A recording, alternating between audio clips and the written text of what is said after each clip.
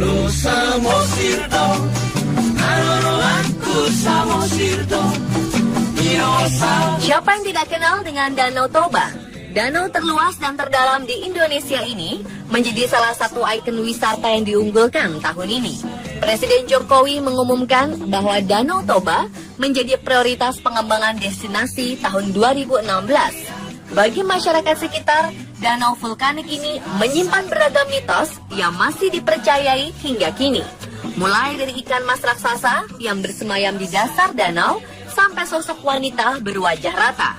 Inilah 7 mitos sosok di Danau Toba.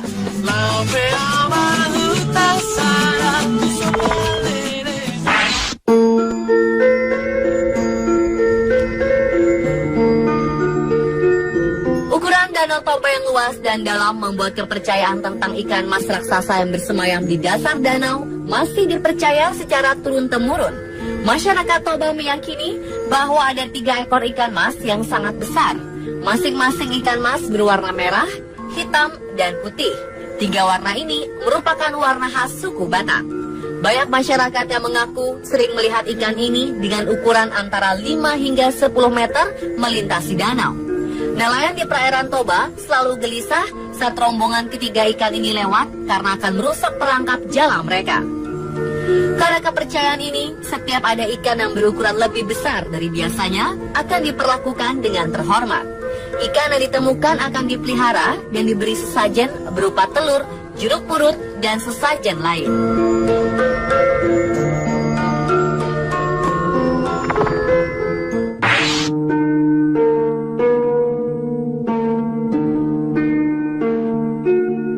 Sosok berikutnya adalah seekor naga penjaga Danau Toba.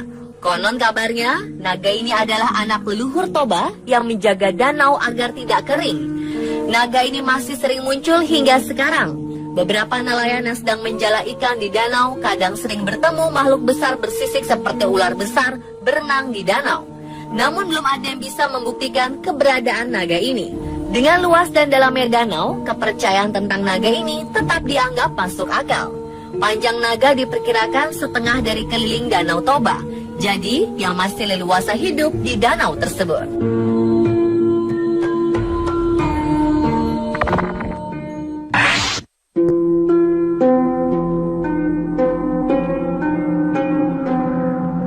Sosok selanjutnya adalah monyet menyerupai manusia. Sosok ini pertama kali tersebar ketika sekelompok mahasiswa menghabiskan malam bersama di tepi Danau Toba. Kelompok pemuda ini mengabadikan gambar mereka dengan berfoto bersama. Salah satu foto menampilkan sesosok makhluk yang agak aneh. Makhluk itu terlihat berada jauh di belakang mereka. Bentuknya seperti monyet, namun mirip manusia yang berwajah tua. Daerah sekeliling Danau Toba memang banyak yang masih belum terjamah oleh manusia. Jika kita berangkat dari Medan, kita akan melewati pegunungan dan hutan yang masih asli dan jarang dikunjungi manusia. Di hutan ini masih banyak monyet yang hidup dengan nyaman.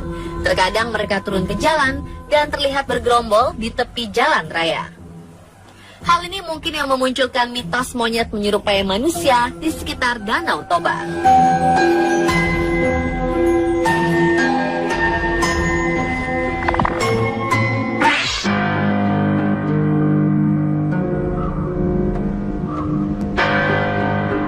Danau Toba dikelilingi oleh pegunungan yang masih asri. Hal ini membuat suhu di Danau Toba akan berubah menjadi dingin ketika malam hari. Kondisi ini mungkin membuat para pengunjung Danau Toba bisa berhalusinasi di malam hari, apalagi dalam keadaan kurang tidur. Sekelompok pemuda pernah menghabiskan malam di tepi Danau Toba. Karena tidak bisa tidur, mereka memutuskan untuk menghabiskan malam dengan bermain di tepi danau tersebut. Salah satu pemuda tiba-tiba melihat sesosok wanita muncul dari permukaan air. Sosok ini semakin mendekat dan betapa terkejutnya pemuda ini bahwa yang dia lihat adalah seorang wanita yang bermuka rata, tanpa mata, hidung, dan mulut. Kemunculan sosok ini membuat sang pemuda ketakutan dan berteriak seperti orang kesurupan. Rekan-rekan yang bersamanya pun berusaha menyadarkan pria ini. Namun tidak satu pun yang melihat sosok perempuan berwajah rata tersebut kecuali pemuda ini. Cerita ini pun tersebar dan menjadi mitos di Danau Toba.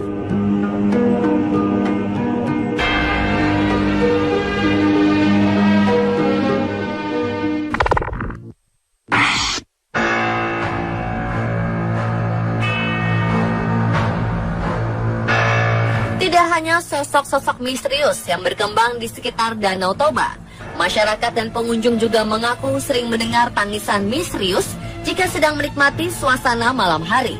Suara tangisan kesedihan ini terdengar memilukan, seakan masih memiliki hutang di dunia. Konon kabarnya, tangisan ini berasal dari korban-korban yang tewas tenggelam di Danau Toba. Akses Pulau Samosir yang berada di tengah Danau Toba atau desa-desa di tepi danau yang sulit dijangkau melalui darat memang memanfaatkan danau ini sebagai transportasi. Biasanya penduduk dan pelancong menggunakan kapal feri, perahu, atau speedboat untuk menjangkaunya. Kelebihan muatan atau kapal yang sudah tua membuat beberapa penyeberangan gagal dan menenggelamkan penumpangnya. Arwah-arwah korban tewas di danau ini dipercaya masih berada di sekitar Danau Toba dan membuat suara tangisan di malam hari.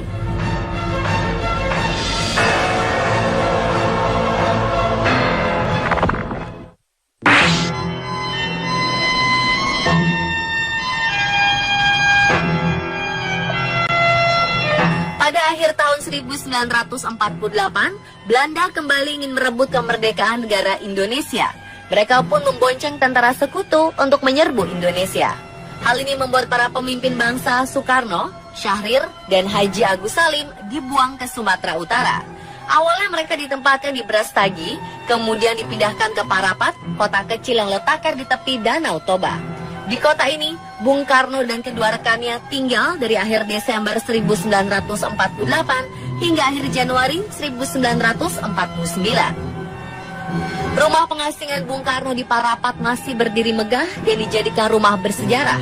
Tamu-tamu pemerintah Provinsi Sumatera Utara sering menginap di situ selama bertugas di kota Parapat. Beberapa misteri muncul dari rumah ini. Pengunjung yang menginap sering mendengar suara-suara dan langkah kaki dari ruang pertemuan yang dulu dipakai Bung Karno. Tidak hanya suara, beberapa pengunjung mengaku mengalami gangguan oleh makhluk-makhluk tak kasat mata.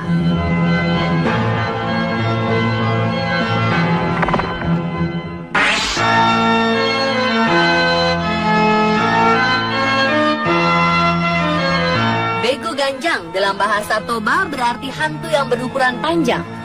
Makhluk mistis ini sudah sejak lama dikenal oleh masyarakat Batak. Menurut penduduk di sekitar Danau Toba, Begu Ganjang kadang menghantui daerah sekitar. Keberadaannya sering dikaitkan dengan fenomena aneh seperti orang yang tiba-tiba sakit atau meninggal secara misterius. Konon, mereka yang pernah melihat menjelaskan bahwa makhluk ini sangat tinggi dan jika dilihat bisa mencekik orang yang melihatnya. Sosok ini suka berdiam di atas pohon-pohon yang tinggi. Pohon-pohon seperti ini banyak tumbuh di hutan-hutan sekitar Danau Toba. Pemirsa, itulah 7 mitos sosok di Danau Toba. Semua itu berasal dari cerita masyarakat dari mulut ke mulut. Kebenarannya masih diperdebatkan hingga sekarang.